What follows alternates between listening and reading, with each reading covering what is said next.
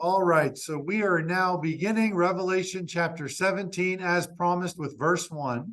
So we kind of did a quick review over the false religious systems that have been around throughout all history. And now we're going to read how this all comes to a culmination during the first half of the tribulation. So it says in Revelation 17:1, there came one of the seven angels which had the seven vials and talked with me, saying unto me, Come hither, I will show unto thee the judgment of the great whore that sitteth upon many waters, with whom the kings of the earth have committed fornication, and the inhabitants of the earth have been made drunk with the wine of her fornication. So all of these vials have been poured out, right? And John, he is now going to be shown. He's like, now I want you to know, while all this has been going on all over the world, there's a particular judgment of a particular religious system that I want to show you. This particular woman, and she is, very beautifully called the Great Whore, which that'd be a great title, probably get some attention on YouTube.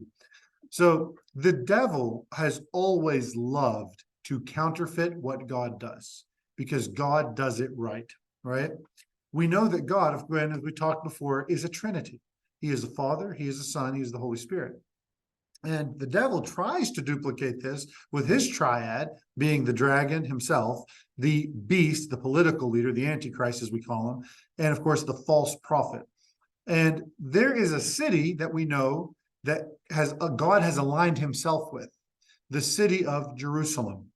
And Satan also has a city that he's aligned himself with, and that's the city of Babylon. And referred to here as this woman is the spiritual force or the spiritual identity of this city. One of them is the mother of all the faithful. That's the city of Jerusalem, the heavenly Jerusalem, as we mentioned last session. And one of them is the mother of harlots, the mother of abominations, and that's Babylon, Satan's city. Now, back in our study of the churches here many months ago, we actually went through that some of the churches were almost in entirety rejected. We're almost all lukewarm or all evil. Some of them were almost entirely righteous, right? Some of them were totally devoted to God and died for it. But we know that some of them partially were accepted, partially were rejected. There were some that hadn't soiled their garments, some that had, right? So this new world religion, all of those left behind who reject Jesus. I'm not saying everyone left behind will reject Jesus. We pray that many of them will come to salvation. But those who reject Jesus are going to join into this new faith made up of false converts, right? And others who seek comfort during the tribulation. A lot of people are missing. A lot of crazy stuff is happening. Moon's getting dark. Sun's getting dark. Things are happening. People are scared. So they're going to come together to try to seek comfort. But they're going to ignore the truth that is out there being pronounced by those who are witnessing for Jesus. And who were those during the first half of the tribulation? 144,000, right? And so they're out there preaching. And of course, the two witnesses in Jerusalem are there. So this false religion, she's going to say, no, we're a church. We're here to worship God too, right? But instead of being a true bride of Christ, she is going to sell herself as a bride of Christ, but she's actually a harlot. She is unfaithful. She does not love Jesus at all. The concept of a harlot is someone who is unfaithful and helps others to be unfaithful. For her, it's all about the riches, or the Benjamins, as people call it, right? It's all about the money. So this takes us all the way back to those seven churches. There was one woman teaching all kinds of wicked things. This woman, back in Revelation chapter 2, was called Jezebel, right? She was a wicked leader that people allowed in some position of church authority back in Thyatira. What was her fate?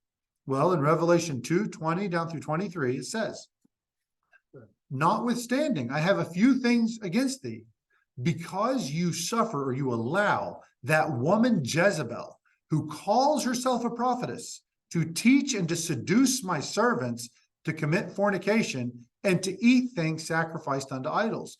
And I gave her space to repent of her fornication. She repented not.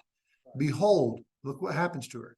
I will cast her into a bed, and them that commit adultery with her into great tribulation. So she is a harlot, and people are committing fornication with her. They're gonna go into great tribulation. Jesus coined that term.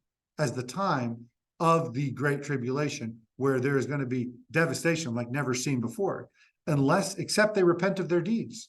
And I will kill her children with death. So her fate and all those who follow her will be destroyed.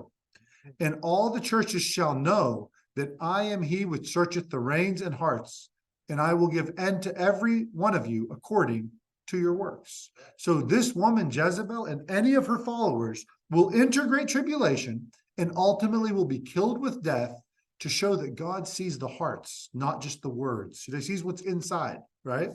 She is a quote unquote church, right, that accepts a worldly position and any worldly position, and likely will have a variety of religions all worshiping under the same roof because, hey, we're all worshiping God, aren't we? Right? They're going to push for all of these groups that are not even Christian necessarily to come into the doors. Now, sadly, today, a lot of Christian denominations have already moved in that direction, despite the Bible being quite clear that there is only one path to heaven, and that path is Jesus Christ. They're going to be more inclusive to the world. Well, we'll accept just anybody, right? We all are worshiping the same God is what they'll say, but that's a contradiction to the Word of God. That's a contradiction to the Bible. These churches and these denominations will be more interested in keeping the congregation happy than in keeping God happy. And that's going to be exponentially worse after the rapture, right? Those who are truly born again at the time of the rapture, those who are the bride of Christ, the true bride, they are going to be raptured up into heaven, right?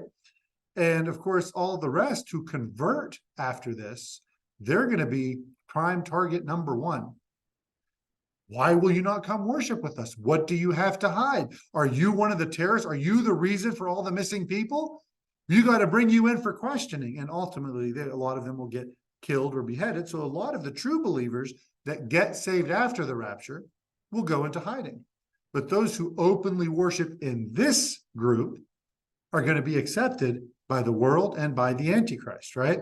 So her active idolatry and treasure seeking, right? She'll become very rich off of this, gives this false religion the ability to influence the world.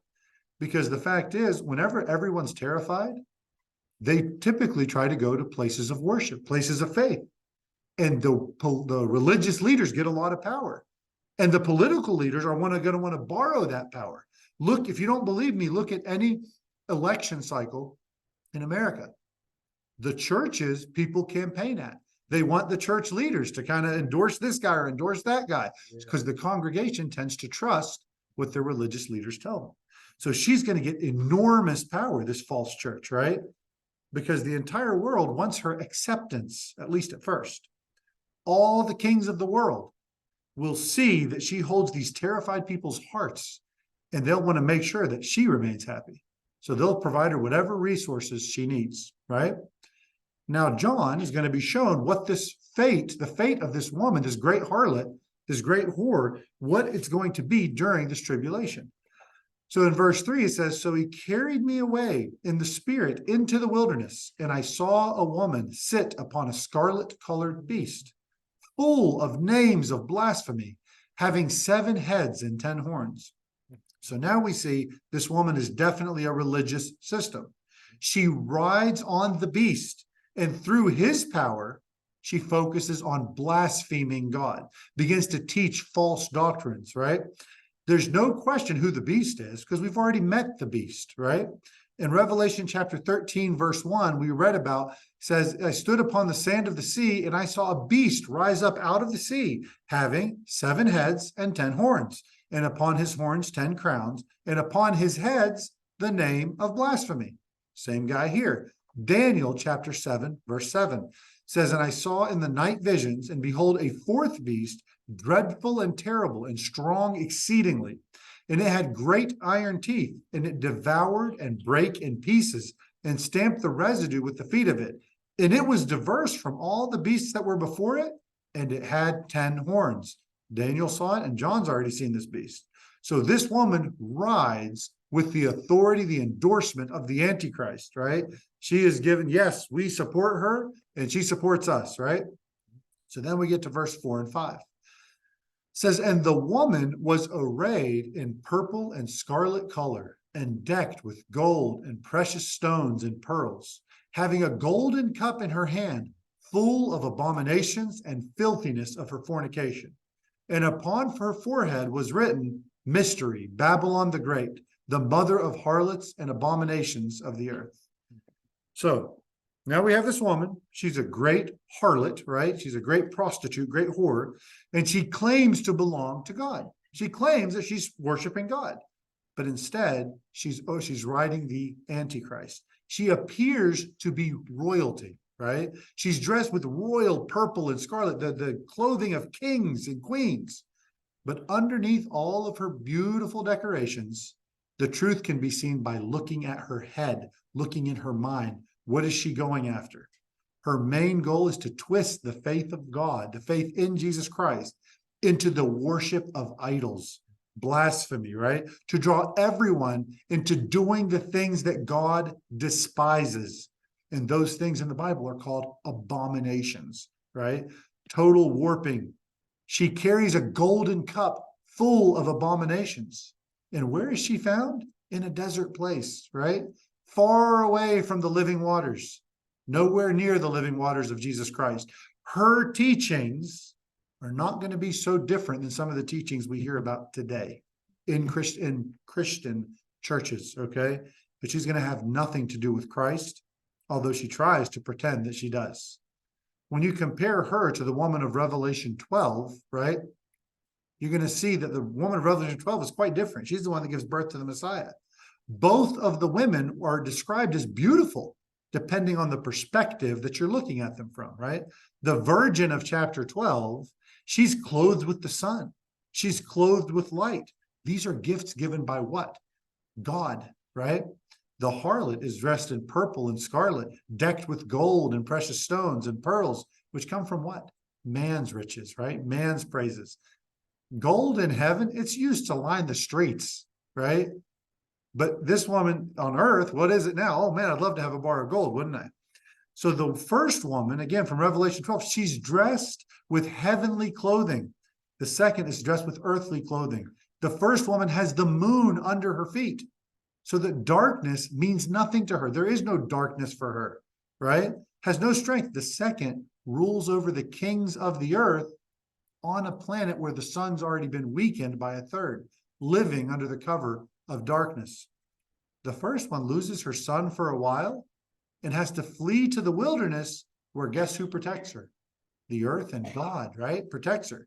The second one, we're going to see her fate, is that the kings that she was making money off of turn against her, and she's destroyed by the Antichrist. Big difference. The fate of the harlot is not a good one. The fate of this false world religious system. So verse 6 and 7. And I saw the woman drunken with the blood of the saints, and with the blood of the martyrs of Jesus. And when I saw her, I wondered with great admiration. And the angel said, Wherefore didst thou marvel? I will tell thee the mystery of the woman and of the beast that carrieth her, which hath the 7 heads and the 10 horns. The beautiful thing about this chapter is it explains itself, right? He actually describes everything to us. But this woman, she's drunken with the blood of the saints. So again, is it so far-fetched to believe that right now, let's just say that at your church, wherever you're going, let's just say the American government says you must start performing marriages that are anti-biblical, right? You must start allowing divorces. You must start doing anything that the world finds acceptable, but the Christian Bible does not. Okay. Well, what would happen if your church started doing that? What would you do? I'll tell you what I would do. I would no longer attend that church. And guess what that means? If I no longer attended that church, and me and any other who's a true believer, who believes in the word of God as the authority, not the word of man, well, guess what? The church's finances drop. And all of a sudden, when whoever takes the pulpit of that church will say, yes, all of those people who left us, they're not following, they're broken from the church, they're splitting the church, they're evil, they're wicked. Is it so hard to see that it is even within your own church that you may become the enemy, that you may be hated?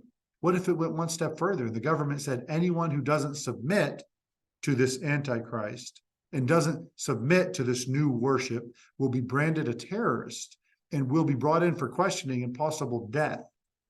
Is it so far-fetched?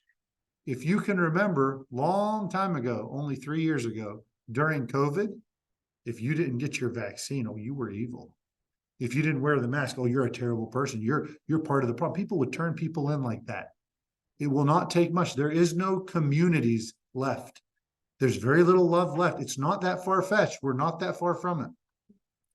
So this woman that rides the beast, she is not blessed by God. She is not given wings as the first woman does. Remember when the first woman and the baby was taken to heaven, when Jesus went to heaven and she ends up going into the wilderness, God gives her wings. But this woman, she has to ride the dragon for her power. This harlot is drunk with the blood of the saints and the martyrs and ultimately goes to ruin. So, you know, a lot of people throughout history have used the name of Christ to justify the murder of thousands and millions of people. Lots of religious systems have done this, right? This woman's going to do no different. She contradicts the teachings of Jesus and brings in every religion, cult, any belief system that is willing to follow her promise of power and her promise of victory. Ever since the Tower of Babel, people always unite under these leaders, right? And they want to stand against God, refuse to disperse, and they follow these false religious systems. So millions of believers, true believers, will be killed by this false religious system during the first half of the tribulation, drunk with the blood of the saints. They remember we talked about how many were under the throne and how he saw them after the 144,000 priests. Says, I saw a number that no man could number, right? So many people that were killed for the faith of Christ. So this woman's drunk with the blood of the saints. John is blown away. Like, oh my gosh. And he says he wondered. So imagine right now a church claiming to belong to God, performing its main directive of wiping out those who truly belong to God. That would make everyone stop and pause, right? To do this and to claim to belong to Jesus is an astonishing thing. You are truly an unfaithful bride. She's a harlot. She worships idols. She's devoted falsely to something. She is not true. She is not worshiping who she claims to worship. So if you love anything, this is true for all of us. When you love anything with all your heart and soul, with all your mind, with all your strength, and it is not God, that's called idolatry, right? Even if it's your church, even if it's a leader at your church, even if it's your spouse, even if it's yourself, right? This religious system is represented by the woman, is the embodiment of all these false things. And people love to worship anything so long as it's not God. So these world governments, they want to follow the harlot. Yes, ma'am. I was going to say, since it's connected to like the word adultery, it seems like it's going to be a religion who claims that it has a love for Jesus, but they're cheating on him. Absolutely. Like they're going after other while they're pretending to love him. You know what I'm saying? Absolutely. And I think they're going to say, you're marrying somebody, but your heart is not there and you're out cheating on that. right. Just like it appears this That's exactly right. And I think they're going to portray that we're here to worship God. We're going to get you guys through this tough time. And this new leader, he's sent from God. But later on, he's going to claim to be God. Yes, brother. Okay. Well, let's separate the bride from the church. The bride is that virtuous one. The woman Is the unfaithful harlot. Yeah, absolutely. So the world governments are going to follow this harlot, and this false church is going to be amplified powerfully more than any church in the world today. A lot of people want to point to this denomination or that denomination. It's going to be a conglomeration of all of the false religions combined, okay? And it's going to be amplified so much once the true church has been raptured, once the bride of Christ is in heaven. So the people, remember, under Nimrod, presumably, that's when the Tower of Babel we think happened, right? They wanted to make a name for themselves and build a tower to heaven so they could be free of God. These people unite using the power of the dragon, Satan, right? And the beast that this woman rides, the Antichrist. All again, to do what? To be free of God. But what they don't realize is that despite their best efforts and despite all the dragon's power and the Antichrist and the false prophet's power, God is still the creator. He still owns everything. And just as God stopped the Tower of Babel, right? He's going to stop the lies and deceit of this false church. Make no mistake, people still worship idols today, but idols always begin as a blessing from God. Keep that in mind and be careful of that. And I use this example when I first did this study. I'm going to use it again here. I used to come home from work all the time with my kids all kind of sitting there doing their own thing, and I'd walk in the door. And as soon as I walked in the door, they would all drop what they're doing, run over, oh, dad, blah, blah, blah, blah. You know, we're so happy you're here. Now they were so happy to see me. And I would sometimes, you know, if they had a little snack, couple candy bars, something, I'd bring it home, give them little gifts. Well, one time I decided, you know what? Everybody's got these tablets. I'm going to get them these little Amazon Fire tablets. They're just little like miniature iPad, cheap versions of iPads. So I get it for them. I come home the next few days, and sure enough, they are still excited to see me, but they're playing on their tablet. So they're not getting up, running over to me. And eventually, hey, Dad, and they wouldn't even get up at all. So sadly, because they started to value the gift more than the giver, I had to take the tablets away, right? I had to take away the blessings that they had. And, you know, it's a good lesson for us to remember. We do have a tendency to take the gifts God gives us and enjoy the gift so much that we don't remember the giver, that we don't focus on the one who gave it to us. Now, we call it today all kinds of fancy things. Well, I need to provide for my family, so I gotta work a little later. Do you work so late you can't read the Bible to your kids? You can't pray with them in the morning before you go? Is your sleep more important to you? You know, is Mother Nature or protecting the planet more important to you? Is your self-esteem more important to you than God? Is what your value? Let me tell you something. My value is that I'm loved by God. My value is not about who I am. None of this, all of this, we give the focus to everything but God. And this woman's going to amplify. She's the queen of it. She's the queen of focusing on self. And don't you see the world pointing that way? It's all about what you think of yourself and who is God to you. No, let me explain something to you. It is God. God is God. Doesn't matter what you think about it. It matters that he is God, right? And this woman's going to lead people so astray. So now we see in verse 8, says, the beast that thou sawest was and is not, and shall ascend out of the bottomless pit and go into perdition. And they that dwell on the earth shall wonder, whose names were not written in the book of life from the foundation of the world, when they behold the beast that was and is not and yet is.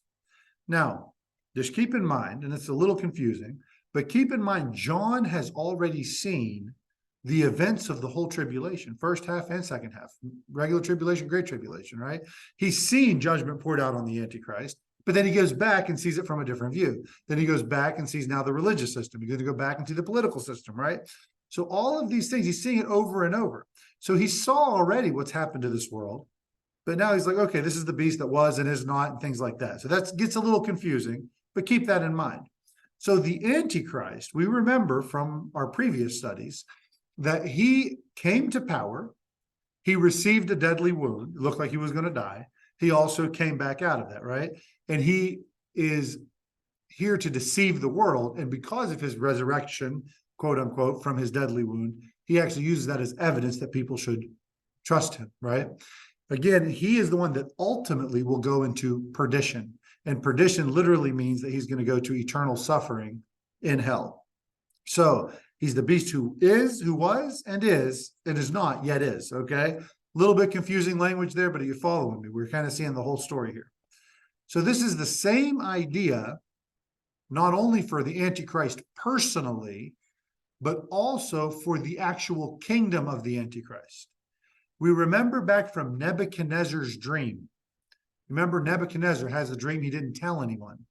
And he said, okay, I want someone to interpret the dream for me. And they're all like, well, tell us the dream. He's like, no, you tell me the dream. So you tell me my own dream. And the story is that he was going to kill them all. But then Daniel said, well, give us some time. Let me pray to God. And he does. And of course, God reveals the dream and the interpretation. During the dream, there are 4 kingdoms listed. And of those kingdoms, there was a head of gold, which was Babylon. There was a breast of silver, okay? And that was going to be the Medo-Persians.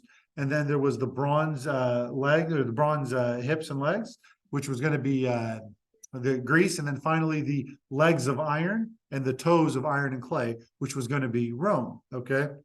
So here we have this kingdom split into two parts. Well, you know, the Roman Empire came and went, right? And it's over. But is it? All the parts of the Roman Empire have all been successful parts. All of the different nations that broke up have had their day of colonialism and world domination and world power. And even today, America itself, right? Isn't it still reigning? And aren't we still offshoots of the Roman Empire? And we also know that it's going to be reformed, right? As this conglomeration of 10 nations, 10 toes, right? And they're going to all come back together. So the Antichrist, like we talked about, he was one that comes, is wounded to death, and makes a recovery. The Roman Empire is also one that came, dissipated, and will make a recovery. It will make another stand on this earth. So then we get to verse 9. He says, and here is the mind that which hath wisdom. The 7 heads are 7 mountains on which the woman sitteth. Okay, so we're not just talking about the kings, we're also talking about mountains. So the 7 mountains are ruled by 7 kings, which we see in the following verse. And we see in the Bible that mountains often symbolize nations or kingdoms, just like we saw again in Daniel chapter 2 for the kingdom of Jesus Christ. So that imagery is also in Jeremiah 51. Yeah. You don't believe like what some other people believe about the 7 hills? About the different cities that might represent? Oh, there's 7, yeah. The 7 hills in Rome. Well, there's 7 hills in Rome. Right. Some people believe it's the 7 hills in Rome. There's also 7 hills in Jerusalem. There's also 7 hills in Babylon. There's a variety of other nations. So I have heard that as well. So I think that people mistakenly try to attribute it to a particular denomination or group. I think it's a whole new thing. So that's kind of where I stand on it. But so in speaking of the imagery, though, of each hill or mountain being a different nation, not the foundation of a city, for the way that I'm looking at it, we see in Daniel chapter 2, verse 35, talking about the mountain of Jesus, his kingdom, says the iron, the clay, the brass, the silver, the gold were broken to pieces together and became like the chaff of the summer threshing floors. And the wind carried them away, that no place was found for them. And the stone that smote the image became a great mountain and filled the whole earth. Speaking of the millennial reign of Christ. In Jeremiah 51:24 says, I will render unto Babylon and to all the inhabitants of Chaldea all the evil that they've done in Zion in your sight, saith the Lord. Behold, I am against thee, O destroying mountain. So the mountain city of Babylon was considered a mountain, a kingdom, right? So and it goes on to talk about that saith the Lord, which destroys all the earth. And I will stretch out my hand upon thee and roll thee down from the rocks and will make thee a burnt mountain. So John, when he had written this book, when he had this vision of Revelation, the Roman Empire had already existed and was continuing to exist. But his vision was for something yet future. This wasn't something in the past. So the Roman Empire that he had known, by the time he sees this vision, has all crumbled, because that's today, right? The Roman Empire that he was aware of is gone. So at least a 10-kingdom federation that we've talked about, with supernatural influence by the devil and his followers, and the fallen angels would reform this world, this empire, into this final world empire. Rome initially, early Rome, had spread paganism around the world. It had a polytheistic religion, and it accepted many other world religions. Now, speaking to what he mentioned, a lot of people, they draw certain conclusions that this must be a religious system that currently is in the world. Yes, sir. You got the purple and scarlet and colors and the gold and all the stuff that looks black. Right, but the gold and the silver, yeah, there's all kinds of imagery, and people use that. So again, a lot of people say, well, maybe it's a denomination, right? Maybe it's the what's left of the Catholic Church or something after the rapture. But again, this is a system we're dealing with, a religious system empowered by the Antichrist. That's what we're talking about. A worldwide church that is not made up of one of the 7 churches we've already discussed, but rather those who are left behind of those 7 churches. And it's going to be likely a variety of groups of denominations. As we mentioned earlier, false converts who have never accepted Jesus Christ, who simply call themselves Christians, right? A lot of those churches have more false converts than others. All right. I don't know which denomination, everyone looks at, but there's all kinds that have some true believers and many that are not true believers. So those who are Christian in name only are left behind, and many of them, I hope, will accept Christ. Many of them will not and may join this group. So I believe this final world religion is made up of many left behind people from the churches. And a lot of them are going to use the name of Christ to commit great evil. Now, we can read more about those who are left behind if you want to go back to those studies on the churches and which ones and the false doctrines they were believing. But that's something you can do back on your own. It's all on the video.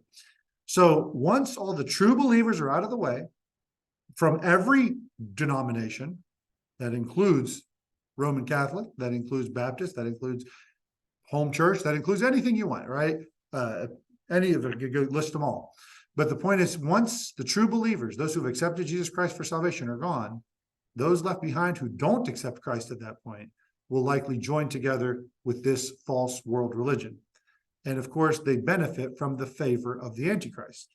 So the 7 mountains on which she sits, these 7 heads, that means she has the absolute authority of the Antichrist. He says, you have all the power you need. You're over my head. Go for it, right? Take what you need. He is the false king of the world. He took out 3 of the 10 kingdoms, 3 of the 10 leaders, right? To assert his power. So he's ruling with the blessing of these 7 kingdoms for now. And this great harlot, again, she's not a single nation, because all the nations of the world, every single one, all the nations of the world and their leaders have done business with her and profited off of her false teachings. So we're going to see evidence of corruptions, of the murder of Christians, the murder of Jews, bribery, theft, all the deception, all done falsely in the name of God and religion. This has been throughout all history, but it's going to be made much worse at this point. So the city where the seat of power is what she's identified in. Now, again, like we said, is it Rome? Is it Babylon? Is it Jerusalem? Is it in any major world city today? Some people even say it's Washington, D.C. or New York City. Nobody knows if that's where their actual city is going to be. Now, I personally, this is just me talking, and I cannot prove anything I'm about to say. I think the headquarters of this system, as we mentioned earlier, could very much be in actual Babylon, okay? That doesn't mean it's going to be there right now. It doesn't mean if you go to Babylon today, you're going to see this big organization. No, I think that after the rapture, we're going to see it there. So the prophecy of Zechariah, right, in chapter 5, talks about this giant flying roll, okay? And there's a massive roll that carries judgment into all the world. So God is going to be judging the entire planet according to the first few verses of Zechariah chapter 5. And what happens during the tribulation? We see God judging the entire planet, right? And we have a second vision in Zechariah 5, starting in verse 5. He says, then the angel that talked with me went forth and said unto me, lift up now thine eyes and see what is this that goeth forth. And I said, what is it? And he said, that is an ephah that goeth forth. He said, moreover, this is their resemblance through all the earth. And behold, there was lifted up a talent of lead. So there's a lead cover. He says, and this is the woman that sitteth in the midst of the ephah. So imagine a basket with a lead cover. They removed the lead cover and a woman standing in there.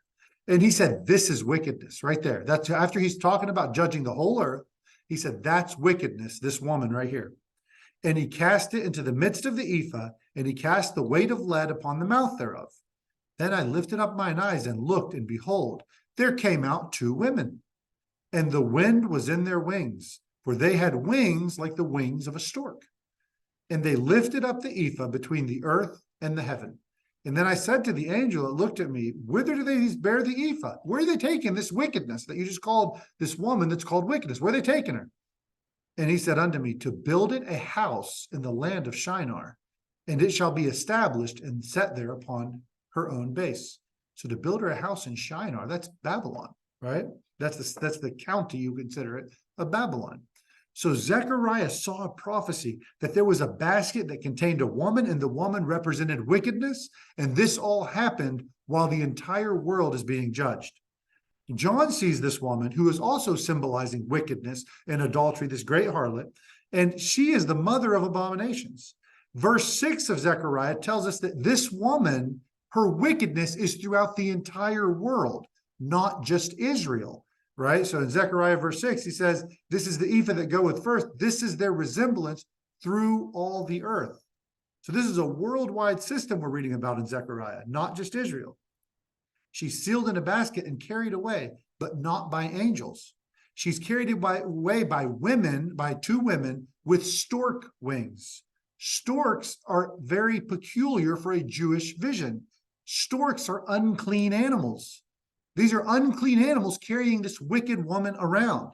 So she's carried from wherever she was to Babylon to have a new base established. So who empowers the false religious system? We already talked about it, right? It was the Antichrist and the dragon. Takes her away, and the false prophet particularly, right?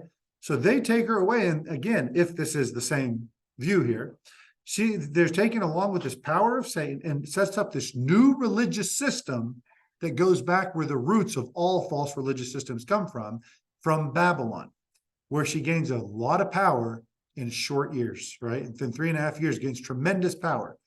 That goes right along, on my view, with the prophecies we're seeing in John throughout the Old and the New Testament, including the yet unfulfilled prophecies where God has not completely leveled Babylon and no single human can live there. That has yet to happen in history. Jeremiah 51 verse 5 says, for Israel has not been forsaken, nor Judah of his God, of the Lord of hosts, though their land was filled with sin against the Holy One of Israel. Flee out of the midst of Babylon, deliver every man his soul, be not cut off in her iniquity, for this is the time of the Lord's vengeance. So when God brings vengeance, this is when it's going to happen. He will render unto her a recompense. Verse 37 of chapter 51, and Babylon shall become heaps, a dwelling place for dragons, an astonishment and a hissing, without an inhabitant. Not a single person will live there. 51 verse 43 says, her cities are a desolation, a dry land, a wilderness, a land wherein no man dwelleth, neither doth any son of man pass thereby. So people still dwell in Babylon today. This prophecy has yet to be fulfilled. I think all of this fits quite well. That's just my thought on that, okay? So I don't think it's going to be the city of Rome or the city of Jerusalem. I think it's going to be the city of Babylon. But again, there's different views, not one definitely right or wrong. So just take that for what it is. Now, I think, should we push through? You guys doing okay, or should we stop here? So we're going to stop now with verse 9, and next week we'll pick up in verse 10. And hopefully then we'll finish off chapter 17, and then we'll get into chapter 18 and see the destruction of the city Babylon.